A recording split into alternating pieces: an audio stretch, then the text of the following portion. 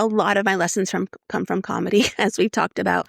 And I often think about this quote from Stephen Colbert, who says that influencing a group is like hooking up jumper cables to the audience, right? And so our job is to figure out how to produce that charge.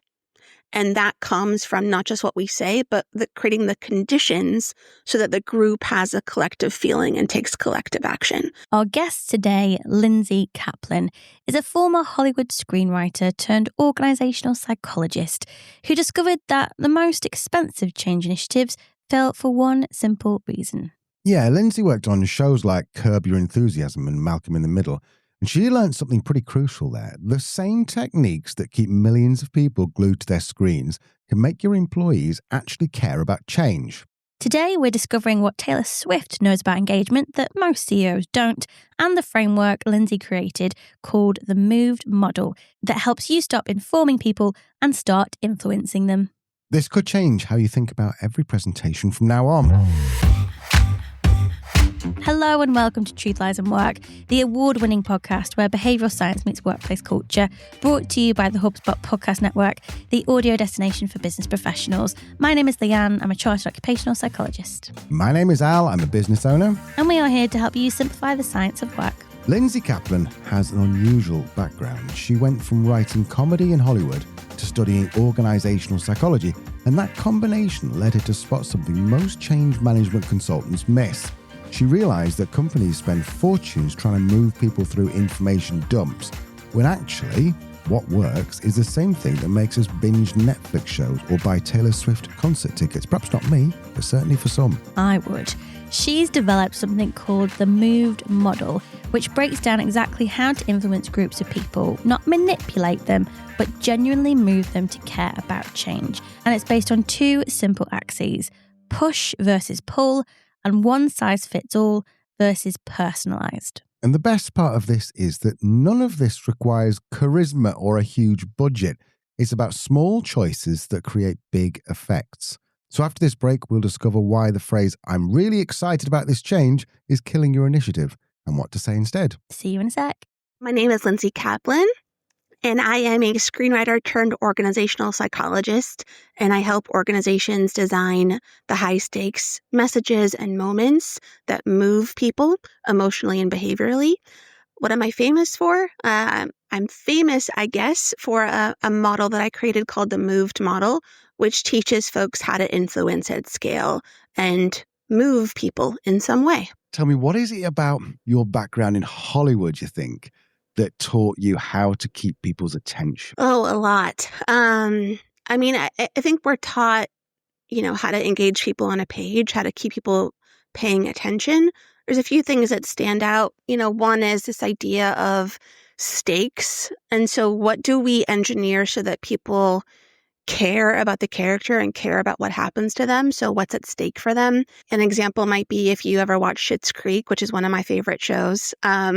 The Rose family, we learn in the first episode, has lost all of their worldly possessions. So immediately there's something at stake for them. So one of the first things we learn is how to raise the stakes, how to get people to care. Another is this idea of a clear motivation, a clear want. So every character has a need or an engine that propels the story forward. So an example from Severance might be in the first episode, we learn that Mark wants to know what's happened to his wife. So these are examples of, structural pieces or constructs that we use to help people not just pay attention, but want to stay and keep engaging towards the very end and care about the people that they're watching on screen. There are a lot of copywriters who will talk about Joseph Campbell and the seven somethings. What am I talking about here? Like the hero's journey piece. Exactly. Mm-hmm.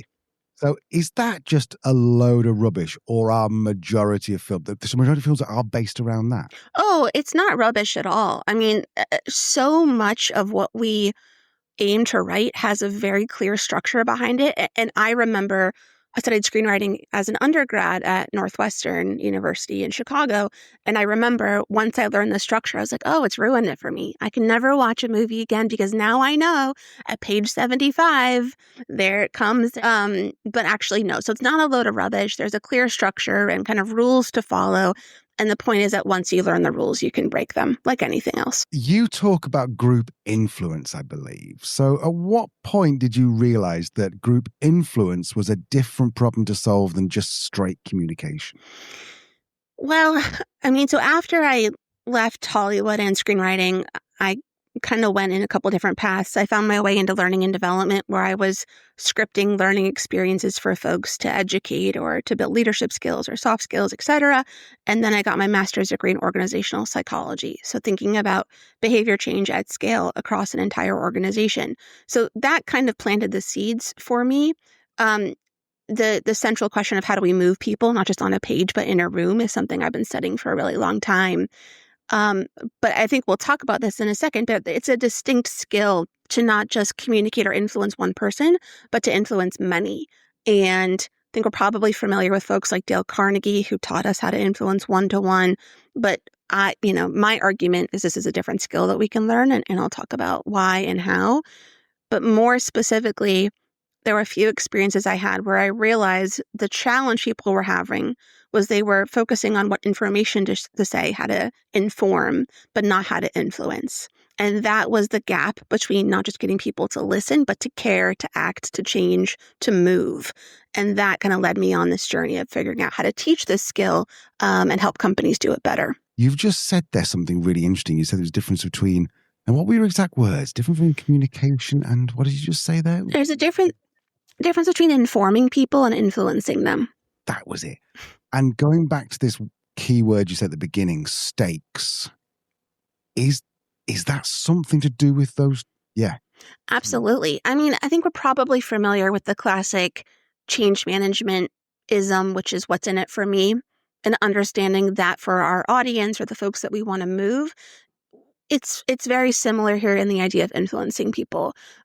We can call it raise the stakes. We can figure out what matters to them. What do they care about? Having empathy, designing with the end user in mind. It's all a similar way of saying, if we want to move people, we have to know why they would be moved. All to say, motivation is a huge part of the equation here. And again, that's the difference between informing and influencing. We might not be considering the notion of motivation. I sense that designing a scene for an audience in a movie theater is kind of similar to designing a presentation for a company going through change. The most important thing I tell every single client I work with is we want to start with the end, which is very similar to what we do when we're writing, a play, a movie, a television show. We begin with the end in mind. So what happens at the end of the movie? What happens to the character? If we don't know that, we don't really know how to write the story. Similar for our change efforts. What I mean by that, I think most companies start with the topic they want to share, or kind of what the change might be, right? But more specifically, what I help them understand is, what do we need from the people we're trying to affect? What's the change that we're after? So questions like, what would people think, feel, or know differently? That's a basic one. Other questions might be, how would you know that this was successful? What would you see through a camera lens that would tell me that change happened? So the more observable, the better. Can you tell me a story about the before and after?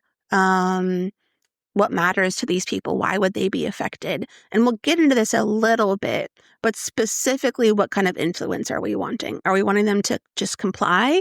Are we wanting them to be informed, to be entertained, or to be engaged? What level of movement do we need from people? And then how do we design the communication, the experience, the change effort in order to achieve that outcome? That's what I mean by influence. I sense that a lot of the corporate world are going to spend a lot more time on the message and not really take into account any kind of emotion or anything around there.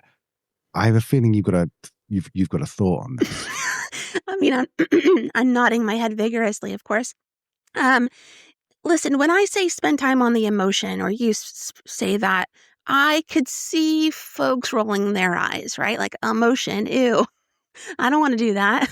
And that's a really big miss, for various reasons. One of them being most of our decision making is guided by emotions, by what we feel.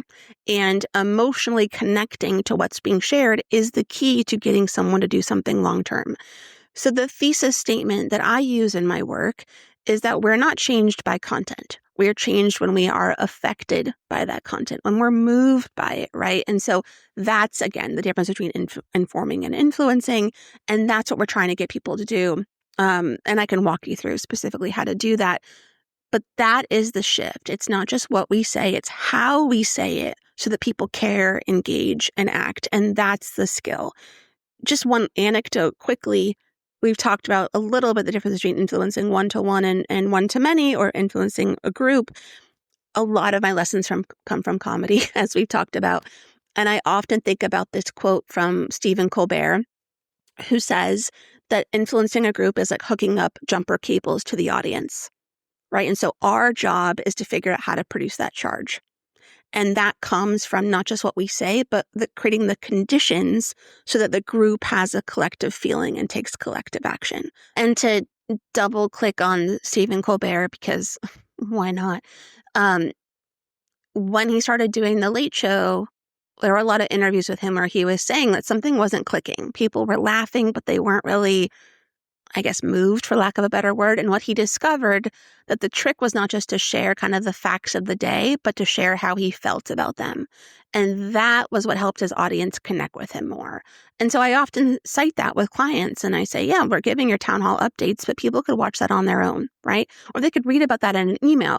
The idea of influencing many people at once, especially in a live setting, is people want to know how you feel about it, right? So they want to connect to you more. So I often borrow lessons from my background in entertainment and education, and obviously business, to help people kind of see the difference and then hopefully have, more long-term success. I wonder, when leaders are trying to get change through, what are they getting wrong? Is it this connection, or is there more they're getting wrong? I'm going to not use the word wrong, just so people are more motivated to listen to me, right? Might be my own influence trick. I think there's a few things to highlight. One is just kind of the basic assumption that the people that they're trying to influence are already as motivated and bought into the changes they are, right? That they're in the company, they bought a ticket, they're in the seat, they already care. And that is often not true. And so I think that's really the first thing to recognize, is that their job is to take what's kind of pull and personalized to them, and I'll get into that language in a second, and make it pull and personalized to everybody else. And that is what leads to long-term change. So let's give a concrete example. Let's say you are a company, 10,000 people, and you want everyone to adopt a new technology. That's the large change that you want to enact across your organization. And what I often say, let's first decide, again, what is our desired effect? What do we need from the people that we're trying to affect? And there's typically 4 different things that we could get. We could get compliance, where people just take an action. We could get them to be informed, where we drive awareness. We could entertain them. They feel delighted. Maybe they give us their momentary attention. Or we could get engagement, which means that the people that we're trying to affect in this change are bought in long-term. They have ownership. The behavior change. They're not just singing the song on their own, but they're sharing it with somebody else. And so the first thing that I do with folks or any client is clarify, what is the type of influence or movement that you need? That's the very, very first step. And then once we figure that out, I help them kind of move in that direction or change their strategy to achieve that desired effect. It could be, a whole change management strategy. It could be in a town hall. It could be a leadership program. It could be a set of experiences in an all-company summit. There's many different ways that we could influence at scale. The reason I say experience is that inside our companies, the way that I'm used to people influencing a bunch of people at once is say, I'm going to put you in a room and I'm going to give you a piece of content and I'm going to poof, change you. That's the thing so many of us are used to. And I think that is one of our highest stakes opportunities to influence more effectively. I don't want to put words in your mouth, but I have a sense that your moved model sort of helps us understand this all a little bit easier. So talk us through it. Yeah. So let's dive into concrete tactics and things that folks can do, but I want to anchor us first in this common language. So I described the 4 different ways that you can move people. Let's imagine a 2x2. Let's put our business book brains on, and just a lovely 2x2. And on the vertical axis is push and pull. So push and pull asks, who's in control? Is my audience or employees, are they passive or are they active? Is this being done with them, pull, or is it being done at them, push? And on the horizontal axis is one size fits all and personalized. So is it made for anyone or is it made about me? Which, you know, we can sort of plot where we are on that axis to create one of these four effects. So in the top right quadrant is engagement, which means it's pull and it's personalized. In the lower left, it's compliance, it's push and one size fits all. And the point of this is that, well, 2 points. One, we can plot and diagnose where we are now in an easier way. And then two, as a company, we can share a common language about what might be needed to move people in a different way without making it super personal or placing blame. We can just share this common language, hopefully a layman's language, that makes all this theory and kind of behavioral science a bit more easier to apply. I'm going to ask you more about pull and push in a second, but I just want to understand with this model. So we've got 4 quadrants. Is there a quadrant that we do not want to be in? No. I mean, choose the quadrant that makes the most sense for you and your organization and what fits your culture. So I'm working with a client right now, and we're working on a large change management project to move the entire enterprise to adopt a new technology. Now, you might say, well, that feels like compliance is enough. The challenge is that that organization is not a compliance culture. They are an engagement culture. Every change they make is engagement. Employees want buy-in. They want to know what's going on. They want ownership. Previous changes that tried to be in compliance didn't stick. And therefore, we've diagnosed, we've defined, we need to have this change be with an engaged approach. So it really just depends what's best for your organization and, you know, what will stick long term, but there isn't a wrong quadrant. So I've got down the bottom, I've got push and one size fits all. Is that right? Lower left, that's right. Yeah. So in that situation, what would my behavior look like as a leader compared perhaps to the pull personalized? Essentially, what push and one size fits all means that the change effort is being done at people and about anyone. And so, you know, it's probably, I'll give you an example. I worked in an organization a long time ago where they announced new company values, which is a big change for a company because you're wanting hundreds or thousands of people to care about something and engage in a different way, behave in a different way. And they stood on a stage and called the whole company together and made a quick announcement. Here's the new values. Here's what they mean. And that was it. That was it. And I think the expectation unintentionally was, they'll comply, they'll get it, and they'll do it. Guess what happened? It flopped.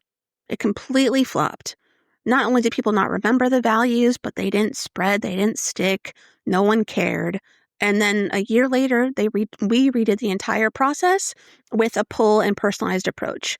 That company went on to be acquired for a large sum, which I'm not saying the values had anything to do with it, but that would be nice if we told that story. The values still stick today. 9 years later, 8 years later, because I believe the approach really led to that long-term adoption of this change. So, you know, I think we probably can all feel the compliance, which is we're just told to do something because we have to do something. And I believe, at least right now, many of us have a collective allergy to being told to do something because they said so. So there's often a better way that doesn't involve just pushing and announcing and expecting that poof, people do what you want them to do. So in an instinct where a leader might be trying to push a change, you're telling us we should move up towards pull in most situations. How do we actually do that? Yeah, there's many ways to shift from push to pull. And again, what we're saying here is that we want this to be done with people and not at them. And the reason that that's important is it pulls on people's motivation. And motivation is a key reason why we change long term. So I'll give you a couple of practical ways to pull instead of push. One of the most powerful ways is to give people a role or ownership in the change. Many, many, many ways to do that. You can invite a group of change ambassadors to support you in the change. You can share something unfinished and ask for feedback. if you're doing a town hall, you can put a question on the screen that gets people thinking about the day's topic or what it might mean to them. I'm really trying to get my head around this idea of pushing and pulling. You got any kind of examples so I can see when someone's pushing and when someone's pulling? Absolutely. As you said that, another example came to mind just from life in general. Maybe when we go to see our favorite artist play, and they're like, "Oh, come on, Chicago, get louder." And that to me is like an immediate push. It's like a car on a car, or your hand on a car horn, like pushing you to get louder. Whereas in pull, someone might say, "We're so glad you're here tonight. Your audience, your enthusiasm really helps us," right? It's a kind of an immediate sign that they need us, that they're doing this with us. And so I listen for language a lot because it can tell us about the mindset between push and pull. But more specifically in a corporate setting, when we think about push and pull, the difference is it's being done with us, not at us, which drives motivation, which is a long-term ingredient for change. So a couple of practical ways to pull instead of push. One is to think about how can you give people a sense of ownership or a role. In organizational development, we often talk about how involvement leads towards commitment, which is so important to, long-term engagement and buy-in and change. So think about how you can give people a role. It might be, can you solicit feedback about something that's not finished? Can you put a question on the screen that gets people thinking about that town hall topic before you even show it? Can you invite people in to support you in the change effort as a change ambassador? Can you talk to them about how important their efforts are and why you need their help? How do we pull people in? And give people a role is really important. Another way to do this, we'll borrow this from my old life as a screenwriter, is to use a central question. So we talked about the TV show Severance. The central question of Severance is, what is Lumen Industries? What the heck is going on? Or if we watch White Lotus, the central question is, who dies at the end? Or, pick your favorite television show or movie. There's a central question that keeps us interested and motivated and wants us to pay attention. The same is true of our change efforts. So when you think about pulling instead of pushing, ask yourself, what is the central question of this change effort? What is the question that people will want to stay or care or work towards to find the answer? Not to trick them, but to pique curiosity. So many, many ways to pull instead of push, but those are a couple. Fabulous answer. And by the way, you've just made me think then, the old days in the 80s, the Stadium Rock, they used to say, "Hello, Chicago," and then everyone would go mad. Whereas now Sabrina Carpenter, I think she incorporates a particular lyric which is relevant to the town she's in. I could go on and on and on about what we can learn from musicians about this. And I'm to segue here, I went to see the Eras tour, Taylor Swift, last year. I called it research. I was like, oh, this is research. One of the ways that she gave people a role, and I think Coldplay does this too, a lot of bands do this too, is they give you a light up bracelet when you enter. And that bracelet lights up different colors depending on the song. And at one point, the bracelet formed a heart. And the reason that she does this is it gives people a role. It shows them that she can't do the show without them, right? So again, similarly, we're not Taylor Swift and we're not speaking to a stadium of people. But whether our room is 5 people or 50,000, how can you give people a sense that this is being done with them and that you need them?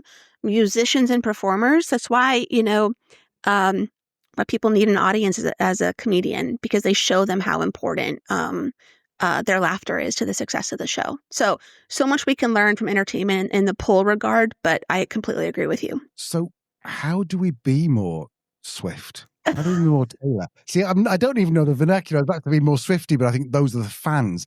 How do we, if we've got a room of 10 people and we want to introduce a new computer system, I'm not going to give everyone bracelets, but I feel there's a lesson that I could learn from that. There's a lot. So I know we didn't all go to the Eras tour, but I'll take you inside. One of the best things that she did when she started the show was she described the structure. So I'm going to take you through all eras one by one, right? And so this was a way that she gave the audience a sense of what to expect. And it helped us trust the driver, right? Not that we didn't trust Taylor from the beginning, but we can borrow this tactic too.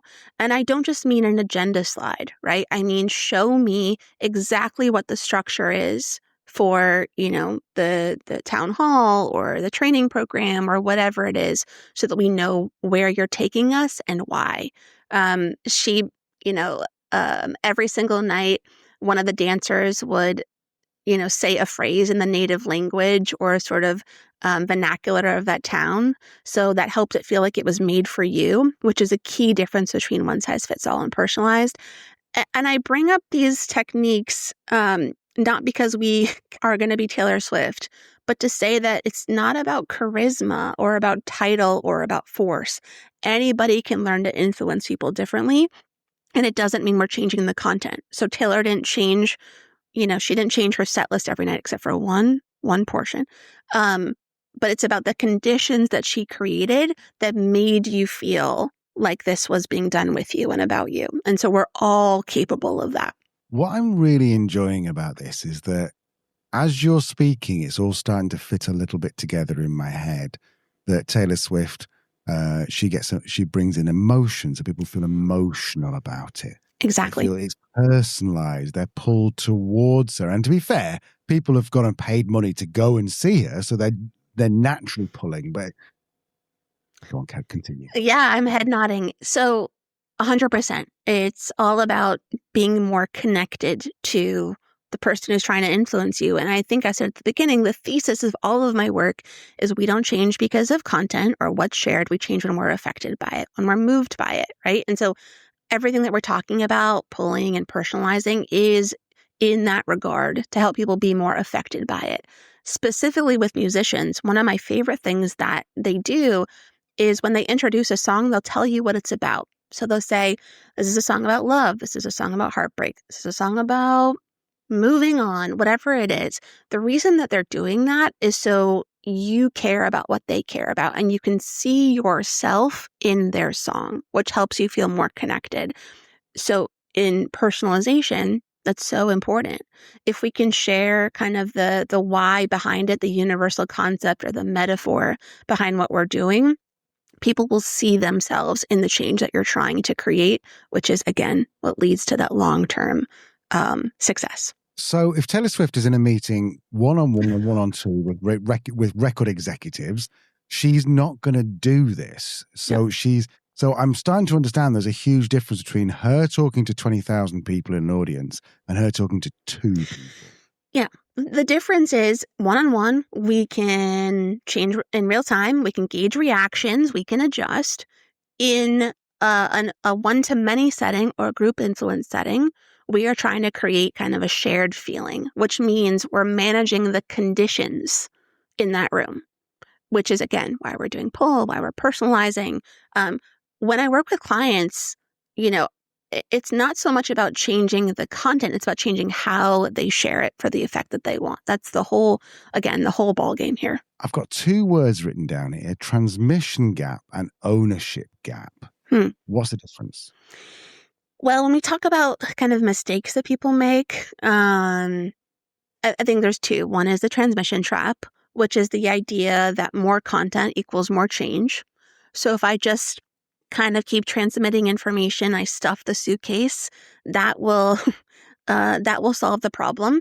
And it's not a transmission problem, it's a transformation problem, is sort of what I argue. And then the ownership gap is this idea that if we think about a seesaw that we're trying to tilt, we think that information alone will kind of tilt the seesaw so that people care.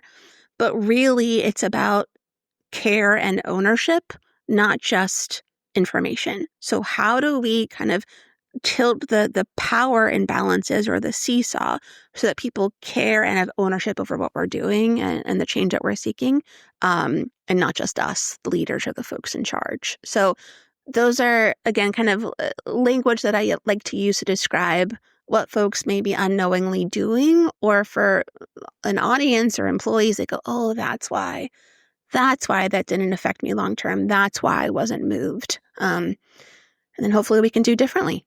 So let me ask you then, imagine I am a manager, I've got a team, I know I need to make a change. I sense that there's something I should do first. Should I be asking questions of the team, of myself, of the situation? The very first thing to do is to figure out what your desired effect is, or And what. this is selfishly what my desired effect is. Yeah, it's what's the best way to move this group? What do we need from them? And what I mean by that practically is figuring out what the right strategy should be. So, do we need compliance? Should we inform? Should we entertain? Or should we engage? That's it. That's the first step. And the difference is it's effect first, not content first. So what we typically do is I'll put all the agenda in a slide deck. Okay, here's everything we want to do for our offsite. We'll get this, and then we'll do this, and then we'll do this. And I always say to folks, I'm like, that's a great agenda, but we missed a crucial step. What do we need from the people that are in this room or in this change effort or in this offsite? And then everything else gets easier from there, but we often skip that step. And I understand why we do, but it can save us a ton of time to do that first. You've worked with a lot of leaders who are looking to affect change. If you could ban something, if there's something you could say, you should never, ever do this, what would you say? Oh, wow. What an interesting question. The first thing that came to my head is for people to say, I'm really excited about X as a way to introduce a change. How often do we see that? I'm really excited to share this. I'm really excited to introduce Y. Okay, cool. I'm glad you're excited. Why should I be excited? That's the most important part. And to your earlier point, it's about that transference, right, of excitement from X to Y. We already know you're excited. You're the one introducing it. That's kind of a snarky answer, but that's something I would like to see less of. I love this. So let's talk about this for a quick second then. So imagine I had a huge podcast team. I don't. It's just me and Leanne. But imagine I had a huge podcast team and we were going to move from an editing software that was very expensive to one that was a bit cheaper. So I might start off by going, my instinct would be, I'm really excited because we're going to go and try a new technology, which is hopefully going to be a lot better. And I think it's going to be easier for everyone to use. My motivation is I want to save some money. I'm pushing them on a one size fit all because they're going to have to learn a new software. So coach me through this, Lindsey. I know I have to make the change. How do I actually do it properly? You're already kind of halfway there, which is thinking about what might get in the way of people doing what you want them to do, right? And so, this is why, again, my screenwriting background comes into play here, because our whole job is to get inside people's heads and understand them really well and have empathy and observation and those strong muscles there. So thinking about what would stop people from doing this, because oftentimes that's the reason why change isn't sticking, or adding more to their plate, or there's too much friction, or it's too hard, or there's no reward for it. So thinking about what might get in the way of the change that we're seeking, I think, is the thing I would convince you to do from the beginning. And I think for what you're describing, it's really probably a compliance effort, I would imagine. If you want, I'll piggyback on this a little bit in a way that might connect to your audience a bit. I was working with a leader many years ago who said, well, no one at our company is giving feedback. And this is hurting innovation and people might leave, and we need people to have difficult conversations. And so he said, I'm going to hire a guest speaker and they're going to come to the town hall and they will talk about the importance of feedback, and poof, that will get everyone to give more feedback. And guess what happened, Al? It didn't work. It didn't work. There was a brief uptick in the couple of weeks post that town hall of interest, and this is really cool, but it didn't stick long term. It didn't stick long term because of the reasons that we've been describing. This leader focused on informing people of a model, but not influencing them to do something differently. So creating the conditions for them to care and act and change. And the reason I bring this up is what mattered to him didn't matter to his employees, right? So he wanted to make sure innovation wasn't stifled. Was that the most important thing to his employees, why they would care about learning how to give better feedback? It wasn't. So he sold it from his need, his perspective, his want versus his employees. And I think this probably sounds like, duh, Lindsey, like, oh, this is change 101. But I bring this up because I think it's really, really common and because this is a high stakes problem. How often are CEOs or leaders frustrated that people are not doing what we want them to do? And then they wonder why. So again, I hope that by sharing the difference between informing and influencing, we can sort of start to peel back the layers and then build the skills to do this differently so that these moments that are meant to move people, actually do, and B, are worth the investment of time and money and energy and morale. With this person who wanted to get more feedback, how should they have done it? What would you have done if you were in charge of this? So one of the first things I would have convinced or suggested that this person do is talk about his personal reason for why this mattered to him. And so what he did, which is very typical, is he sort of offloaded the event to the expert to share her model, but he didn't have any role in it. And similar to what we were talking about earlier, I think the personalization part of like the emotional center of why we should care about this comes from our leaders sharing why this matters to them. And so I wanted him to tell more stories about why, what this means to him, and more so what his commitment was to his employees. So the way to make this not compliance, but engagement is to elevate people's status so that you show them why they are needed in the change effort. So what I would have convinced him to do or coached him to do is to say, here is our leader's commitment, our leadership team. This is our commitment to you around this effort. And this is why we need your help. We need you to join us in this so that all of us achieve, X, Y, and Z. So again, I think it's some of the framing, some of the language around this, setting up the conditions so that people care. And then kind of one more thing I would highlight, which I tell people a lot, is, these employees were listening to the speaker speak for about 45 minutes or so. And what we missed was a chance to personalize it or put it in our own context.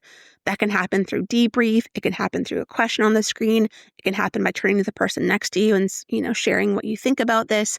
These chances for people to sort of put it in their own words and their own language, connect to what they care about, was also missing from the event.